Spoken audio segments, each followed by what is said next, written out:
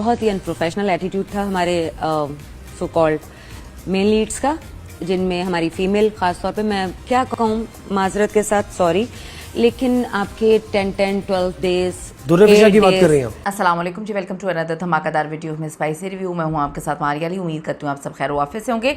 साथी अदाकारा दुर्रफिशा सलीम के राज खोलने लगी। शूट रुकवाकर दुर्रे किसके साथ मिलने चाहती थी, क्या चीज़ें सामने आई हैं, आज की वीडियो में सिर्फ बात करते हैं।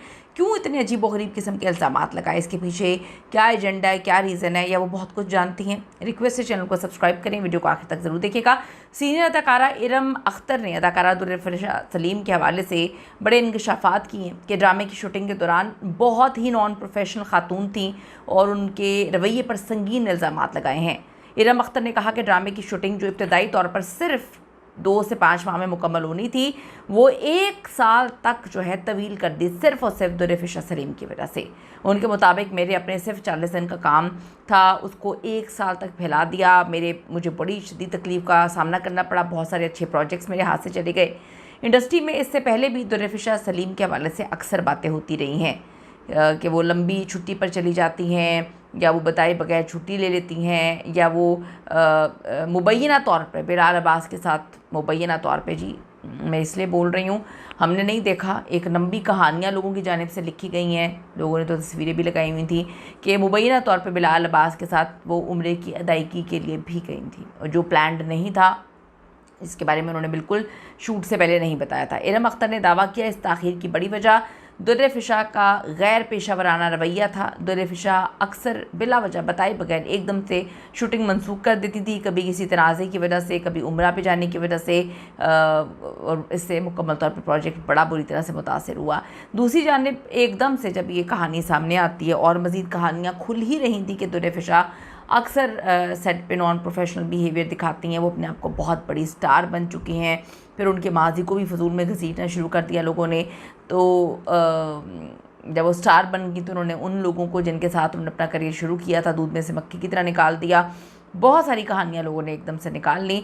एकदम से ड्रामे की प्रोडक्शन हाउस और डायरेक्टर दानिश नवाज़ ने दुर्रफिशा का दिफा करना शुरू कर दिया और बयान जारी किया, एक ऑफिशियल स्टेटमेंट कि वो तो बहुत प्रोफेशनल है, उनसे तो प्रोफेशनल शायद कोई पूरी दुनिया में नहीं है।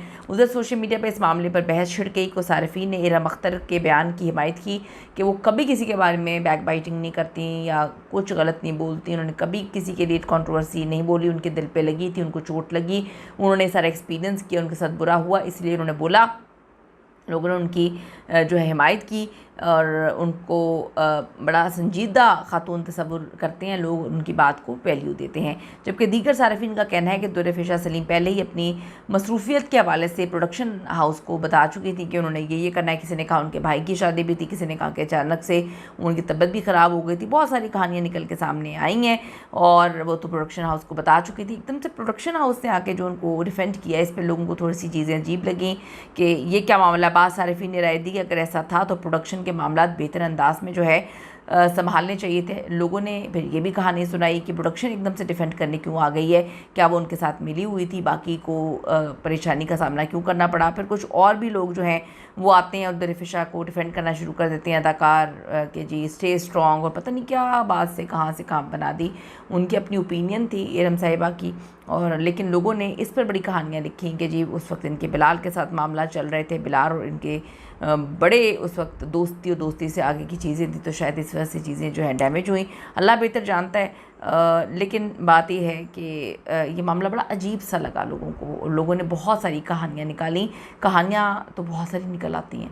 बात सिर्फ ये है कि इन्होंने कभी आके इसको ना एक्सेप्ट किया, ना इन सारी बातों को, र्यूमर्स को रिजेक्ट किया। ड्रामा आया चला गया, लेकिन जिन्होंने तकलीफ़ उठाई उन्होंने बात की, उन्होंने तो रीज़न भी बताई कि किस वजह से कहाँ पर जाती थी। इस पर आपकी क्या ओपिनियन है कि दुर्रफिशा प्रोफेशनल हैं या नॉन प्रोफेशनल, या इरम साहिबा जो हैं वो झूठ बोल रही हैं? ज़रूर बताइएगा, और उनके मफाद क्या हो सकते हैं। See you in the next video.